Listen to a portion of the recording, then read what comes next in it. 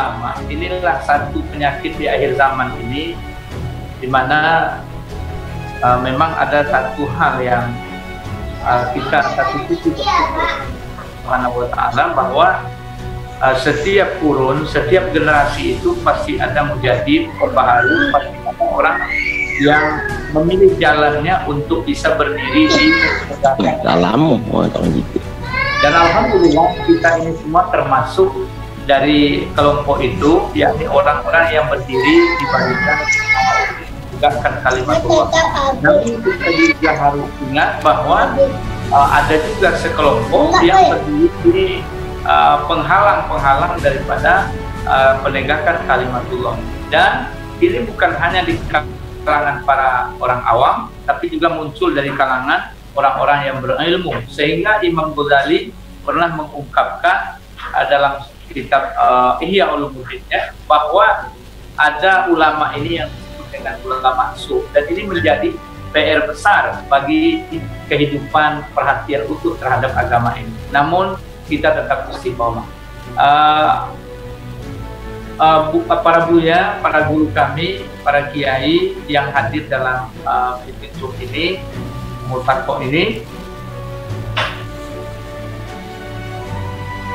bahwa kita ambil dulu sedikit, ingin saya sampaikan sejarah bagaimana Allah Ta'ala bercerita di surat Al-A'raf ayat 175 tentang seorang tokoh ulama yang posisinya adalah menjadi tangan kanan atau penjilat, ya, seperti Bal'am bin Bawrah yang notabene-nya diceritakan Allah. Ini menjadi cerita khusus buat kita yang berdiri di barisan dakwah ini, bahwa jangan sampai kita mengikuti hawa nafsu dari para penguasa yang jelas-jelas bertentangan dengan Allah Subhanahu wa ta'ala, bertentangan dengan agama ini.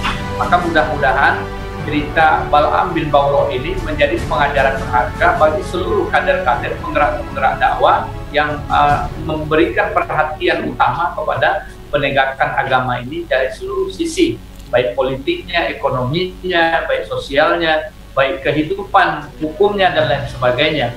Ini harus tetap posisi ulama bertindak tegas. Kemudian kaitan ulama harus cerdas, ulama harus punya mindset pemikiran luas, ya, sakofah Islamiyahnya harus ada. Ini memang wajib. Kenapa? Karena Rasulullah SAW juga pernah memberitakan kepada kita semua bahwasanya ulama ini adalah warasatul anbiya, pewaris para nabi. Maknanya membawakan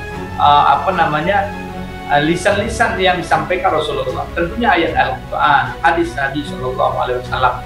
Dan jika umat ini tidak memiliki wawasan luas, mana mau menghadapi problematika yang terjadi di tengah umat ini. Maka contoh konkretnya, ketika terjadi penghinaan terhadap baginda Nabi Muhammad SAW, begitu juga terjadi pembakaran Al-Quran, pelarangan nikah ataupun juga hijab bagi wanita muslimah, atau di berbagai keadaan hukum-hukum yang disoportskan di tengah kehidupan umat ini, hukum-hukum taun, ya.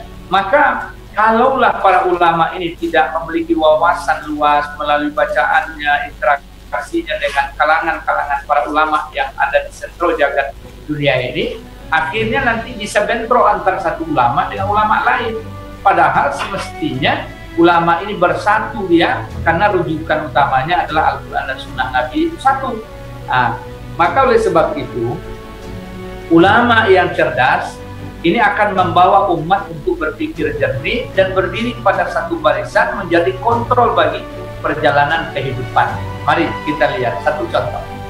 Ketika terjadi penghinaan terhadap Nabi kita Muhammad SAW di Paris, Prancis, Oktober kemarin, yang nampaknya langsung dilindungi, dikampanyekan oleh Emmanuel Macron, presidennya, ditambah juga oleh para menterinya dengan dasar kebebasan berekspresi dengan dasar demokrasi, maka kita sebagai para penggerak dakwah ini menyadari sepenuhnya harus melakukan tindakan, harus melakukan aksi, harus melakukan hak jawab terhadap penghinaan tersebut.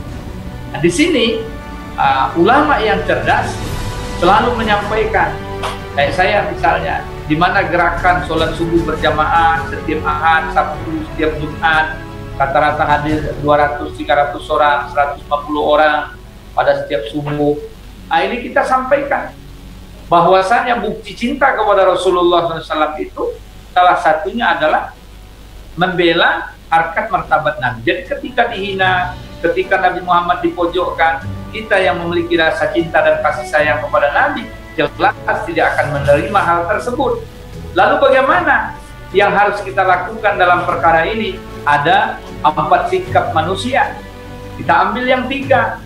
1, jangan jadi di antara kita. Yang pertama, ada yang frontal langsung, misalnya yang dilakukan oleh Abdullah Azrana. Namun saya tidak mengajak langsung frontal seperti itu, tapi ini adalah bagian jalan yang ditempuhnya, yang menjadikan terbangunnya satu stimulus dalam pemikiran umat, bahwasannya betapa besar cintanya sosok manusia ini terhadap baginda Nabi SAW. Lalu bagaimana dengan kita? Maka muncul fatwa Majelis Ulama Indonesia 1823 tentang pemboikotan. Ini juga bagian dari tindakan kita. Kemudian apa lagi yang harus kita lakukan? Kita lakukan juga, yakni dengan mendoakan, sebagaimana Nabi SAW juga melakukan dalam bentuk kunut nazilah terhadap Bani Zakwan, Bani Ridlin yang membunuh daripada para sahabat Nabi SAW. Kita doakan, Allahumma ansuril Islam wal muslimin, Allahumma izzal Islam wal muslimin. Namun jangan jadi yang keempat, justru menjadi bangkai-bangkai yang berjalan. Dia tidak peduli, malah memihak kepada kebebasan musuh, memihak kepada musuh. Ini sangat banyak sekali terjadi, sehingga orang-orang semacam ini bisa disebut zindik. Dia mengaku sebagai asyhadu anna Muhammad wa asyhadu anna Muhammadar Rasulullah, tapi dia tidak punya dalam dirinya sebuah rasa terhadap Rasulullah SAW. Maka saya dalam statement ini menyatakan apa yang disampaikan oleh satu di antara ulama internasional yang berasal dari Sumatera Barat, dari Indonesia, Buya Hamka, ketika agamamu dihina, dan agama perlu diingat, ada simbolnya juga, ada Allah, ada Rasulullah, ada kitabnya Al-Quran, seperti yang disampaikan Kiai Muzadi, bahwa sesungguhnya apabila simbol agama ini dihina, disenggol, ini akan membuat pemilih agama ini merasa tersinggung. Kata Buya Hamka, ketika agamamu dihina, kamu tidak merasa tersinggung, tidak merasa kamu dalam hatimu itu ada satu pembelaan, maka ganti pakaianmu dengan kain kafan, karena sesungguhnya kamu itu telah mati, telah jadi mayat. Insya Allah. Jadi ulama harus cerdas, jangan sampai ulama tidak bisa melihat mana yang harus ditolong, mana yang harus ditinggalkan, mana yang harus bergabung bersama untuk menguatkan kekuatan, mana yang harus kita berpisah. Ini ulama harus cerdas, di samping membaca situasi dan keadaan di tengah lapisan masyarakat yang ada. Mudah-mudahan Allah Ta'ala selalu mengawal dan memberikan pertolongan kepada perjuangan kita untuk menegakkan kalimat Allah Subhanahu wa taala di muka bumi. Takbir. Allahu Akbar.